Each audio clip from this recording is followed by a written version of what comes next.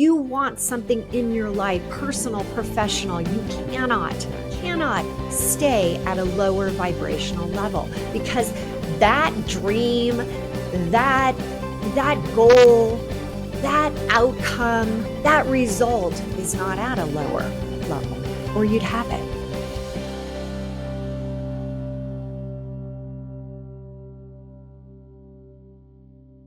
Welcome to the ReLaunch podcast.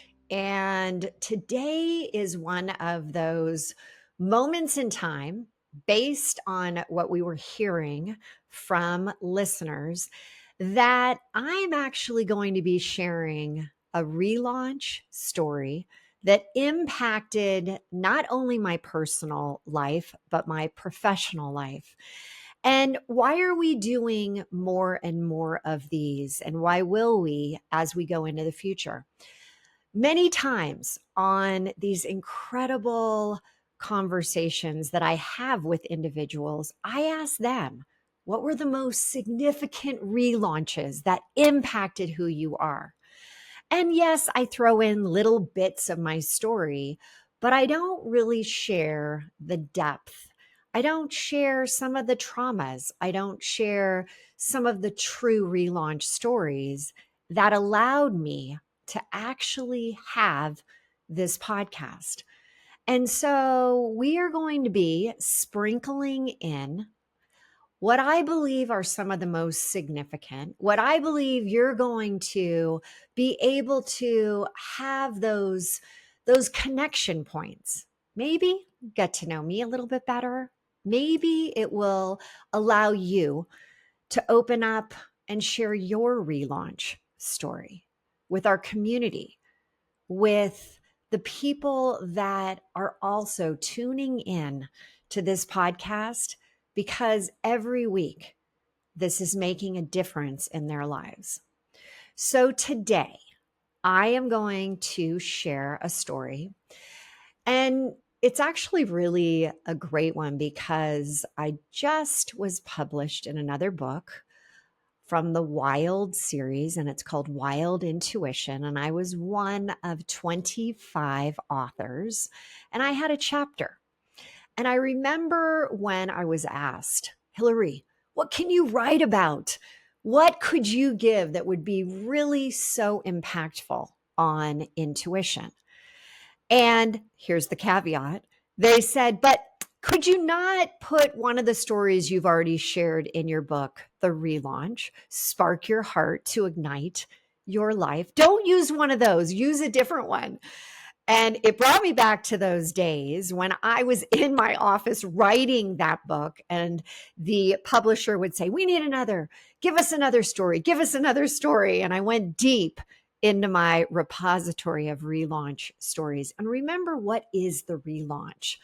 The relaunch is really the mission. My vision is to allow all relaunchers out there to become their own remarkable. And when you make that decision to, instead of thinking of something that's happened in your life as a negative, and you do a relaunch flip and you create the positive version, where does that lead you to? How does that change everything about you, your perspective, doing the relaunch flip? And so this story that in the book, The Wild Intuition, is all about the relaunch flip. And when I first came out with this podcast, and for those that have been listening for almost 3 years with me, and I think we're up to over 225 plus episodes, probably 250 if you think about all the ones we've recorded. Remember, it was initially called the Silver Lined Relaunch. And there was a question I either asked on audio or off before we started. If you could change what happened to you, would you? And in the 200 plus episodes, not one person has ever said yes. And I want you to know, I wouldn't change anything about what I'm going to share with you today either. even though it pulls at my heartstrings, even though it changed my life forever, I wouldn't go there. I'd still do it exactly the way I did it. And in relaunch, throughout the years, there's there for me needed to be a framework, a process. Growing up Silicon Valley, being at Oracle almost 10 years in the corporate world, I thrived on processes, on steps. Give me that left brain, step 1 to step 5, to help me through the massive amounts of relaunches that I went through. And through that process, the relaunch effect, the effect that it has on you was created. And the steps are this: you've got to release what we believe to be true about past events, the stories we created around those past events. Then we need to explore the resilience of being able to move through it, to move into the future. We need to be able to redesign it, the relaunch flip, really look at it from where are you moving forward? We need to be able to rewire our brains around it, that there might be a silver lining that we haven't even uncovered yet. And then we need to reclaim, and that's step 5. It's kind of reclaim who we are now, the new different, not the new norm, because it is very different. If you've got personal relaunches, if you've got professional relaunches, and you might be going through them right now as I'm talking, I think you're going to relate to this story, the Angel War sequence. And yeah, it's a manifestation story. It's a heartfelt story. It's a mother-daughter story. But most importantly, it's a human existence story. It is the epitome of 3HQ. Getting out of your head, connecting with your heart so that you can tap your highest self, that best version of you, not the one that can't even get your head off the couch, not the one that's like, is my life ever going to be the same? Am I ever going to be able to be happy again? Hopefully, with this story, you're going to realize that the answer is yes. And this is how you actually can take a process and make it in existence in your life. So there was a moment in time when my mom was diagnosed with basically stage 4 colon cancer, and it had spread throughout her body. And one of the things that I grew up doing when I was with my mom is that we always sang Diana Ross songs, always. I mean, the lady of hip hop, the queen of hip hop. I mean, oh my God, ain't no mountain high enough. Ain't no river low enough. And we would belt it. And there became this whole time where I would take my mom to see Diana Ross. And we'd be those idiot women in the front, in the front row, screaming, loving her, just like giving her, all the energy that we had in our hearts. And what I want to share with you is that when my mom got sick, she moved in to my house, and I had one of my 3 kids still in the house, and my daughter Rosie was entering in her senior year of high school. So imagine what was going on in this house. You had mom facing the toughest year of her life. You had Rosie wanting to have the best year of your life, and I was in the middle. I was just trying to get through the days, just trying to be there in any capacity that I possibly could. Well, throughout the surgeries, the chemo, the radiation, there was always this glimmer. And I always felt like I have always had this incredibly positive outlook. I have been able to literally shift any type of outcome and create the silver lining around it. So my mom, we call her Juju Bean. That was her nickname, the Bean. It was really interesting. She was a fighter. And oh my God, everyone, she was on a treadmill, literally a treadmill every single day, walking, saying, I'm going to get through this, putting out all of this affirmations of like, this is not the end of my existence. And something I want to share is that as I went through the process that I'm not going to go through today, around purpose, around finding your purpose, around finding your passion. My mom, her purpose in life, she grew up in a time where her dad was a doctor and she wanted so desperately to be a doctor. And when she went to her dad and said, I really want to go to medical school, he said, Judy, you can't take a spot that should be given to a man. I will not support you on that decision. So my mom, he said, you will be able to, once you're 21, get married and you can go on with your life, have babies. Well, at 21, her birthday was August 14th.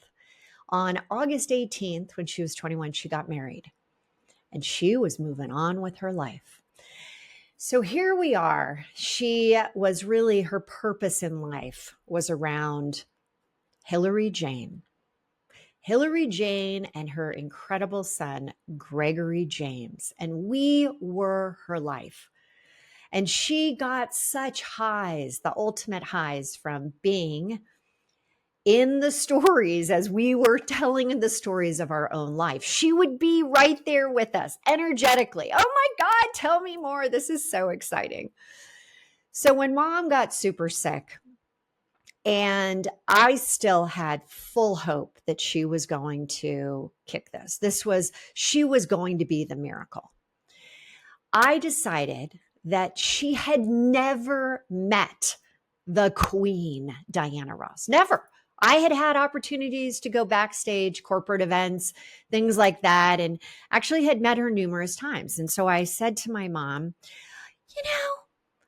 let's do something really crazy.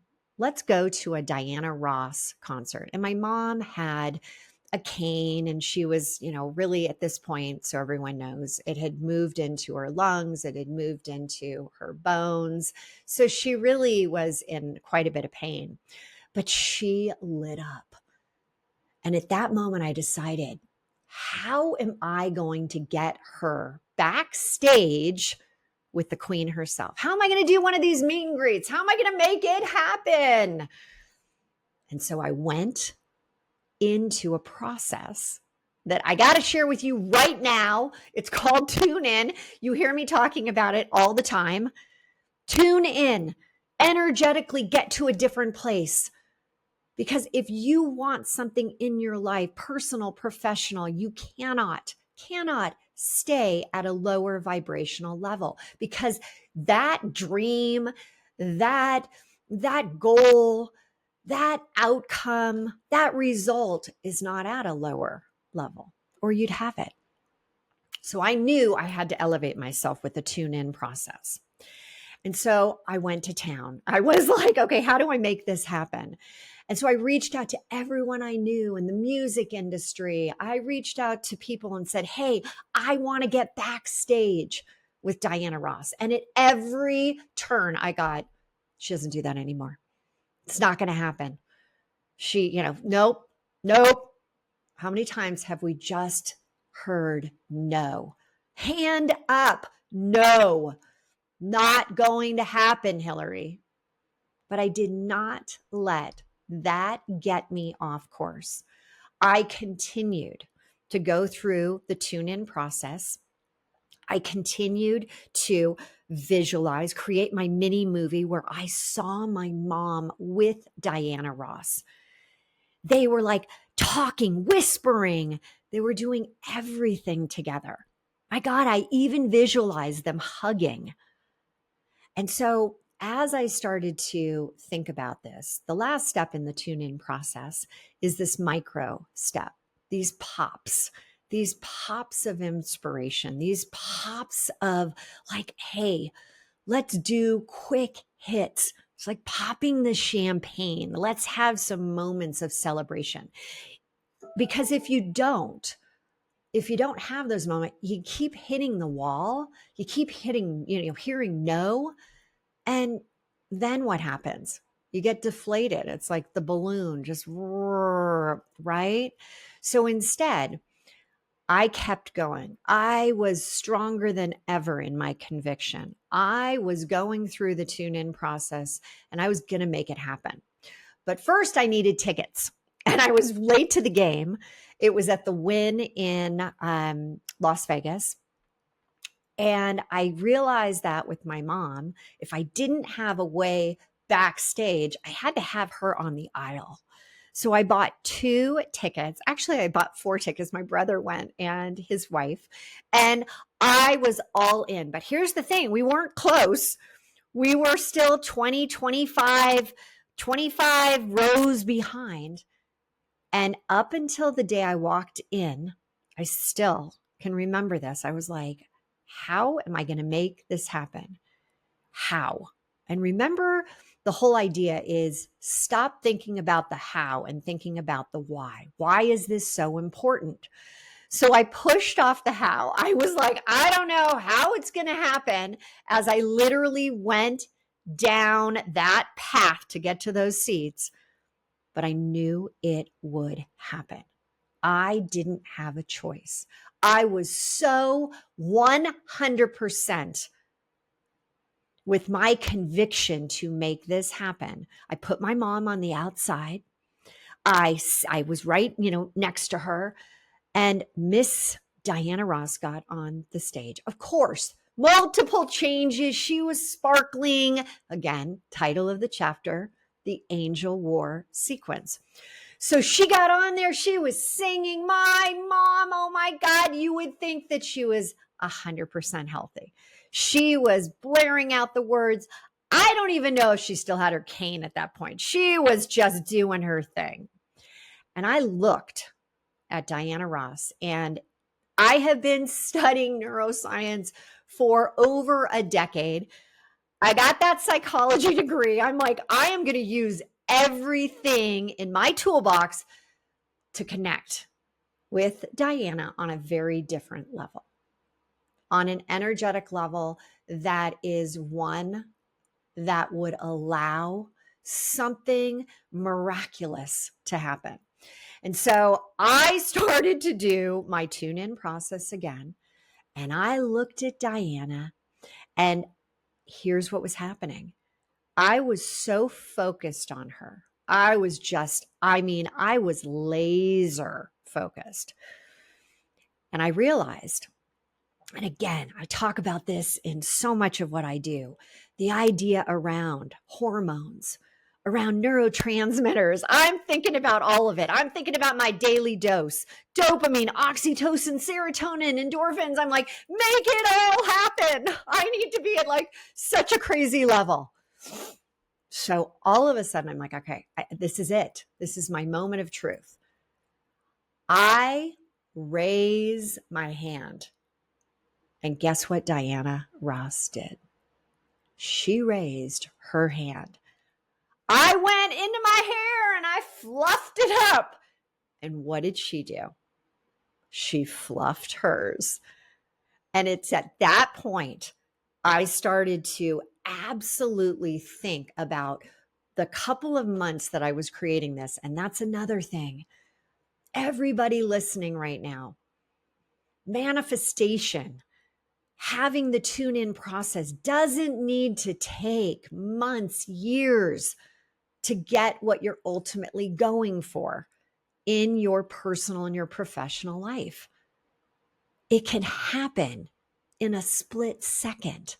It can happen if you do the work, if you tune in, if you become that expert in the process, if you take the relaunch effect and the 5, release, resilience, redesign, rewire, reclaim, and start to own those, as this is that next best version of you, highest self. And so here I was, totally fixated, just laser focused. And Diana says, I want to bring someone up on stage. And I'm thinking, oh no, that doesn't work. Mom can't get up there. She brings a couple people, they dance, they do all this. And I'm like, no. And I am like, Mom's right here. You need to meet Mom. Duh, duh, like all these different things. And all of a sudden, she says, you know what? I want to come down. I want to come down into the audience. And I want to sing with you. No joke. Diana Ross got off the stage and beelined right for my mom. And guess what? She whispered into my mom's ear. She sang to her. She hugged her. My entire mini movie in my mind, the emotional connection that I had to it, that I charged with it, happened. It happened right then and there. So she went back and my mom's going crazy and she's like, Hilary, how did you do this? And I'm like, that's a really great question. I tuned in and man, this was the best tune in story I have ever done. This was incredible. Diana Ross got on stage. Guess what song she sang? Not her own song, but a song by, I think, Gloria Gaynor, I Will Survive. And I'm thinking, oh my God, this is divine intervention. This is insanely great. So Mom and I are riding a high. We're like, oh my God, this is the greatest night of our life. You're going to be fine. This is wonderful. And then we got home.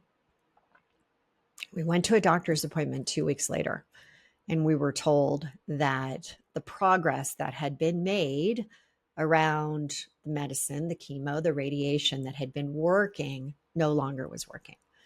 And she was given literally a short time to live. And I was so disappointed. I was so frustrated. I was so like, what? Everything that I thought had happened, everything I believed in was now literally coming to an end. And so what I ended up doing, I took my mom on a trip of a lifetime that we had always planned to have. I took her to a spa. We had said we were always going to do it. We never did. There was always reasons why not to do things. And right after, about 2 weeks later, she passed. And for months, I just kept thinking about Diana Ross. I kept thinking about her on stage, in her sequence, singing to my mom, hugging my mom, loving up my mom. And there was a disconnect. And then finally one night, it all made sense. You know those moments when at 2 a.m. you wake up and you're like, running through a whole bunch of things in your head. And I did this often, but that night it came to me so clearly that I interpreted what was going on with Diana Ross as a miracle for my mom. That I Will Survive was for my mom. But in actuality, what I realized that my interpretation, my intuition wasn't wrong. It was misdirected. Instead of my mom surviving, that angel in sequence was singing to me that I would survive, that I would be able to reclaim my life, that I would be able to move forward, and that I would be able to relaunch, and that I would be able to get past what I believed was a situation, a relaunch that would crush me. that would never allow me to be happy again. And all of a sudden, that all changed in that one moment in the middle of the night. And I woke up the next day. I was like, I was just beyond excited. I was happy. I was like, oh my God, all these months that I felt like, how could I be so misguided? This is what I do for a living. And it was wrong. It didn't work. And then I'm like, wow, it did. And so as we wrap this up, I want you to think about your own life, about your own interpretations of how you view past relaunch events. What comes to you? Have you put a story out there that potentially, if you were to challenge that story, what would come up for you? What would be a different way to look at it? What would be that relaunch flip? And so, again, tuning in, 4-step process, understanding that we all have to at times pop the champagne and celebrate these micro wins, these mega wins as we recraft our stories, as we rewire our brains. It's an incredible process to get really, really good at. And so I invite you to really embrace the tune in process. And so we've created a free downloadable that you can go and get at it's just tuneinpowertool.com, tuneinpowertool.com. Check it out. Start tuning in multiple times a day. I tune in 20 plus times a day before I get on a coaching call, before I get on a group coaching call, before I get on a podcast or a TV show, or start to put together an email or anything. I tune in to what my expectations are. What's my intention for what I want to create? Now it's become a habit for me. I know it will become a habit for you. I know it will be the most important tool in your toolbox, the one that you can't live without once you start doing it. So thank you for being here. Thank you for listening. I always say, live now, love now, but let's relaunch your remarkable now. Let's look at the mark that you want to leave on this planet. Let's look at those relaunches that have been potentially holding you back from your own greatness because of the stories you're telling.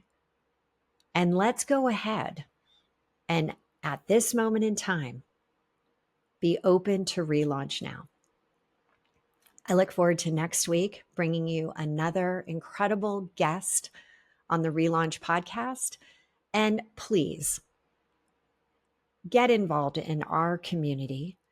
Head over to Instagram, LinkedIn, connect with me, DM me. Let me know what is your biggest relaunch that you've had.